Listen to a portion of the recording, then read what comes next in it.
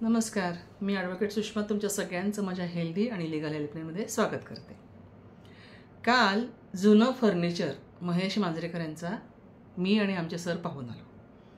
खूप दिवसापासून इच्छा होती की छान कुठला तरी पिक्चर बघायला मिळावा आणि महेश मांजरेकरचा पिक्चर म्हणला की तो बघण्यासारखा असतोच. म्हणजे काहीतरी त्याच्यामध्ये एक मतितार्थ असतो, अर्थ भरलेला असतो आणि अशा अर्थपूर्ण तो पिक्चर कधीतरीच काढतो, पण छान काढतो.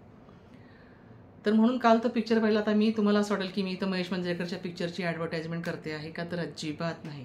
त्याच्यातला विषय जुनं फर्निचर या नावावरूनच तुम्हाला लक्षात आलं असेल की विषय काय असेल.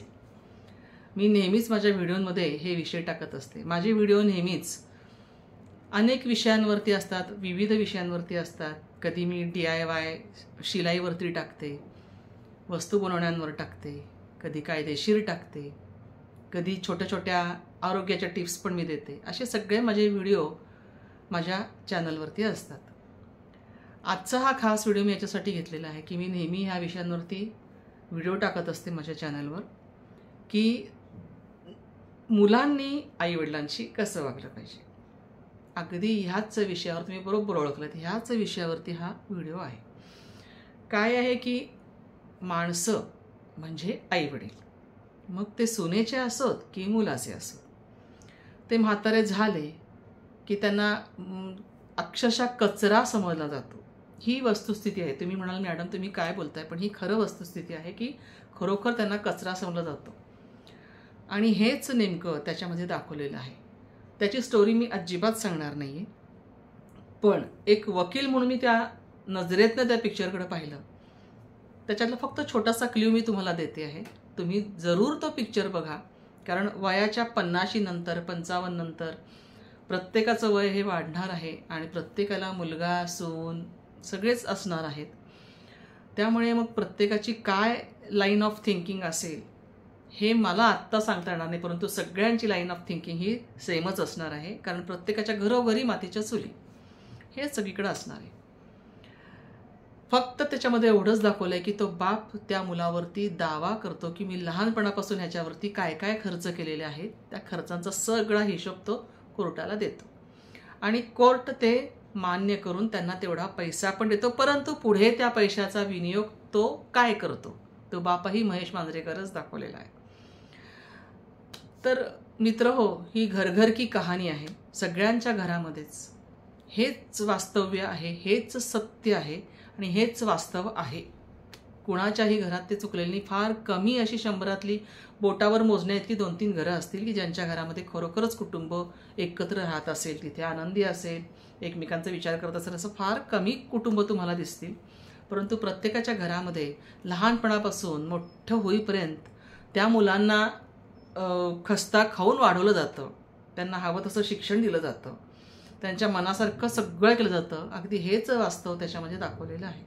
आणि नंतर मुलं मोठी झाल्यानंतर जेव्हा त्यांचं लग्न होतं तेव्हा ती कशी बदलतात तेही त्याच्यामध्ये दाखवलेलं आहे. मला इथं कशावरच टीका करायची नाही, कुणावरच टीका करायची नाही. कोणी मला असं म्हणायला नको की मॅडम असं असं म्हणतात, मग तुम्ही सुनेवरतीच बोलताय, मग सासूवरती का बोलत नाही. तर मी त्याच्यावरतीही बोललेले व्हिडिओ आहेत की सासवासुद्धा कुठे चुकतात, याबद्दलही माझे व्हिडिओ आहेत. तुम्ही चॅनलला जर सबस्क्राईब केलं नसेल तर तुम्ही ते सबस्क्राईब करा आणि बेल आयकॉनवर क्लिक करा, म्हणजे तुम्हाला ते व्हिडिओसुद्धा पाहायला मिळतील. माझा प्रत्येक व्हिडिओ हा कधी एका व्यक्तीवर टीका करणारा असा कधीच नसतो, दोन्हीही बाजू मांडणारा आहे. जरी मी वकील असले आणि मी एकाच पक्षाची बाजू घेत असले तरी व्हिडिओ बनवताना मात्र मी दोन्ही पक्षाची बाजू बघत असते. त्यामुळे तुम्ही ते व्हिडिओ जाऊन बघू शकता.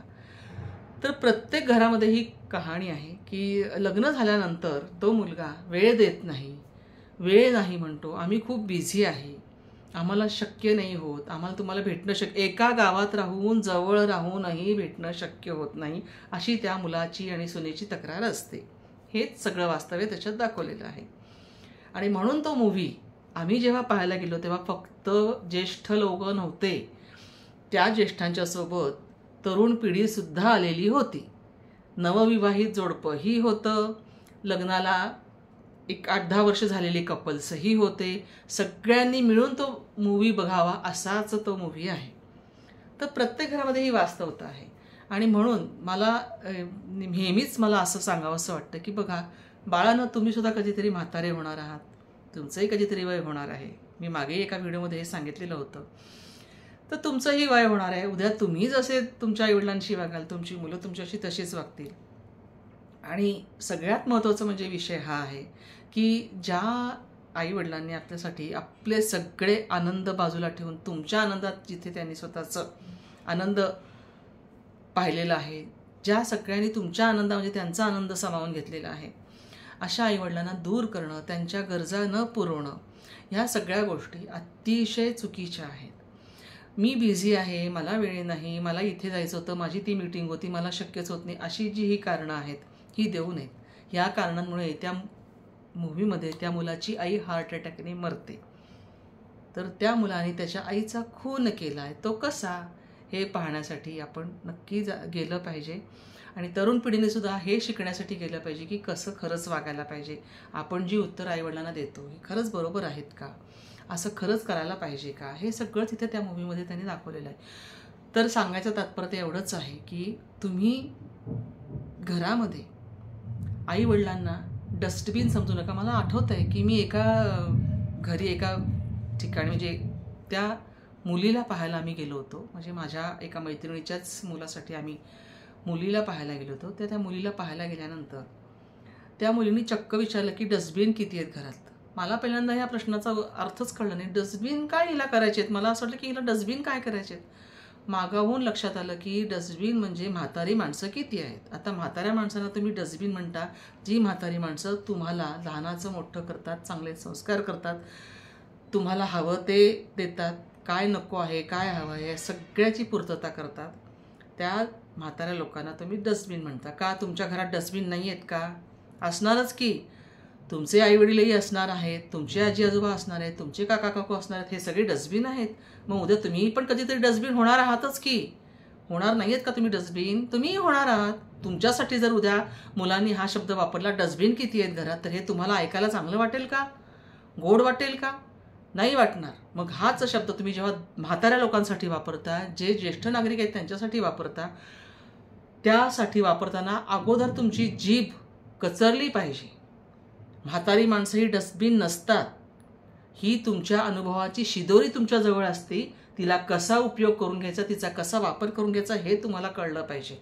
आणि ते कळलं तरच तुम्ही त्यांना डस्टबिन न म्हणता अनुभवाची शिदोरी असा शब्द वापराल. ही माणसं खूप कमी जणांना मिळतात. अशी माणसं मिळाल्यानंतर त्यांच्याकडनं अनुभव शिकायचे की त्यांना वेड्यात काढायचं. हां, तुमच्या काळी होतं असं, आमच्या काळी आत्ता काही नाही आहे, तुम्ही अगोच आमच्यावरती काहीतरी लादू नका, असं त्यांना म्हणून त्यांना बाजूला करायचं आहे. हा ज्याच्या त्याचा प्रश्न, हा ज्याने त्याने ठरवायचा. परंतु जर तुम्ही त्याचा उपयोग करून घेतला, काय चांगलं आहे हे पाहिलं, तर तुम्हाला नक्कीच त्याचा उपयोग होईल. आणि म्हणूनच मी इथे हेच सांगते आहे की तुम्ही जे काही वागता, जे काही बोलता, तुमची अनुकरण करणारी लहान मुलं तुमच्या घरामध्ये नक्कीच असतात. तर तुम्ही त्यासाठी अशी शब्दप्रयोग न वापरता, असे शब्दप्रयोग न करता तुम्ही चांगले शब्दप्रयोग करा. तुम्हाला एखादी गोष्ट नाही आवडली तर तुम्ही सांगा की खरंच आईकीने हे असं आहे किंवा बाबाकीने हे असं आहे. एक लक्षात घ्या, जसे मुलाचे आईवडील आहेत तसेच मुलींचे सुद्धा म्हणजे सुनेचे सुद्धा आईवडील असतात. उद्या तुम्ही ज्या पद्धतीने तुमच्या सासू-सासऱ्यांशी वागताय त्याच पद्धतीने तुमची भाऊ-भावजे जर तुमच्या आईवडिलांशी वागेल तर त्याचं तुम्हाला दुःख होणार नाही का? होणार आहे. आणि तिथे मात्र तुम्ही आवाज चढवणार आहे की माझ्या आईवडिलांशी तू अशी वागूच कशी शकते. मग हाच प्रश्न स्वतःला विचारा ना की आपण आपल्या नवऱ्याच्या आईवडिलांशी असं वागूच कसं शकतो, हा प्रश्न विचारायला पाहिजे. हे मी फक्त इथे बोलते आहे याचं कारण असं आहे की जे आपण समाजात बघतोय, महेश मांजरेकरने जेव्हा हा चित्रपट काढला तेव्हा त्यांनी काहीतरी डोकं वापरलंच असेल ना. समाजात जे काही घडतं आहे, सोसायटीत जे काही घडतं आहे त्यावरतीच त्यांनी हे मूव्ही हे बनवलेच मुळे त्याच्यावरती जातात की जे सोसायटीमध्ये घडतं. त्यामुळे काही घरांमध्ये इतकं वाईट दृश्य पाहायला मिळतं. काही असेही पिक्चर्स आहेत, मूव्हीज आहेत की ज्याच्यामध्ये सासवा खूप वाईट वागतात सुनांशी, असे सुद्धा पिक्चर आहेत. मुळातच हेतू काय आहे पिक्चर बनवण्याचा की तुम्ही काहीतरी समाजात जे घडलेलं आहे ते बघून त्याच्यातनं सुना असतील, सासवा असतील किंवा नवरे असतील, काय जे असेल, शिकलं पाहिजे, धडा शिकला पाहिजे. जर सुना चुकत असतील तर त्यांनी तो धडा शिकला पाहिजे, आणि जर सासवा चुकीचं वागत असेल तर त्यांनी तो धडा शिकला पाहिजे. असे पूर्वीचे हिंदी मूव्हीज खूप होत्या. बिंदू आहे त्याच्यामध्ये, हेलन आहे, किंवा जुन्या खूप नट्या आहेत त्याच्यामध्ये. असे बरेच पिक्चर आहेत ज्याच्यामध्ये सासवा देखील सुनांशी वाईट वागलेले आहेत, त्यांना फरशी पुसायला लावलेले, अशा सुद्धा मूव्हीज आहेत. तर हेतू काय आहे ह्याच्यात? हे हेतूपूर्वक असे बनवलेले पिक्चर्स असतात की ज्याच्यामध्ये तुम्ही ते बघून काहीतरी शिकलं पाहिजे. आणि म्हणूनच हा मूवी अगदी प्रत्येकाने बघण्यासारखा आहे, प्रत्येकाने जाऊन पाहायला पाहिजे. तो पाहिल्यानंतर तुमच्या लक्षात येईल की काय म्हणते आहे मी आणि का म्हणते आहे मी, हे तुमच्या सगळ्यांच्या लक्षात येईल. आणि तो पाहताना आपल्याला त्या ठिकाणी बघून, त्या ठिकाणी स्वतःला ठेवून तुम्ही बघा की आपण खरंच असं काही करतो आहोत का. नसेल तर फारच छान, असेल तर बदला. स्वतःला बदलणं ही एक खूप छान संधी असते, आणि स्वतःला बदलणं ही संधी असते त्याहीपेक्षा नातं जोडण्याची ही जास्त चांगली संधी असते. म्हणजे तुम्ही जर एकमेकांना समजून घेतलं, ती व्यक्ती कोणीही असो, मी आधीच सांगितलं, सून असेल किंवा सासू, तर तुम्ही एकमेकांना जर समजून घेतलं, एकमेकांच्या भावना समजला, तर ते घर खूप छान टिकून राहतं. सगळ्यात शेवटी दाखवलेलं आहे की मुलगा हा नंतर मात्र आईवडिलांच्या मर्जीने वागायला लागतो, पण सून नाही वागत. फरक आहे थोडासा. सगळ्यात सुना वाईट असतात असं मला मुळीच म्हणायचं नाही. त्याच्यात काय दाखवलं तेवढं मी फक्त सांगितलं. तर थोडासा बदल सुनांनीही करायला हवा. त्याला अनुसरून सांगते. पुन्हा परत टीका नको माझ्यावरती की तुम्ही मॅडम सुनांवरती बोलताय. जे आहे वास्तवस्थिती सध्याची हीच आहे की आजकाल मुलं आणि सुना नाही विचारत आईवडिलांना. ही वास्तव परिस्थिती सध्याची आहे. त्याला कोणीही नाकारू नये, आणि कोणाच्या नागावर राग येण्यासारखी ही गोष्टसुद्धा नाही. त्यामुळे कोणीही राग न येता खरोखरच अशी परिस्थिती असेल तर ती बदलली पाहिजे. आणि म्हणूनच तुम्हाला काय वाटतं तुम्ही नक्की मला कमेंटमध्ये कळवा. तुमच्या कमेंट्स खूप कमी येतात, आणि कमेंट्स मला ह्याच्यासाठी हव्या आहेत की तुमच्या ज्या कमेंट्स असतील त्यावरती पण मला पुढचा व्हिडिओ बनवता येईल. तुमचे काही प्रश्न असतील तर मला त्याच्यावरती व्हिडिओ बनवता येईल. पण तुम्ही जर प्रश्नच विचारले नाहीत किंवा कमेंट्सच टाकल्या नाहीत तर मला काहीच करता येणार नाही. मग मी असेच व्हिडिओ बनवत राहीन, तुम्ही पाहत राहाल. पण तुमचं मन काय आहे, तुमच्या मनात काय आहे मला कसं कळणार? माझं मन तर मी तुम्हाला सांगते, मी जे काही बोलते ते तुम्हाला कळतं, पण तुम्हाला काय वाटतं हे मला कळलं पाहिजे ना. आणि म्हणून तुम्ही नक्की मला कमेंट्स टाका, आणि तुम्ही नक्की मला सांगा की काय वाटतं तुम्हाला. हा व्हिडिओ कसा वाटला तेही मला सांगा. नवीन असाल तर सबस्क्राईब करा, बेल आयकॉनवर क्लिक केला म्हणजे पुढचा व्हिडिओ तुम्हाला नक्की मिळेल. धन्यवाद.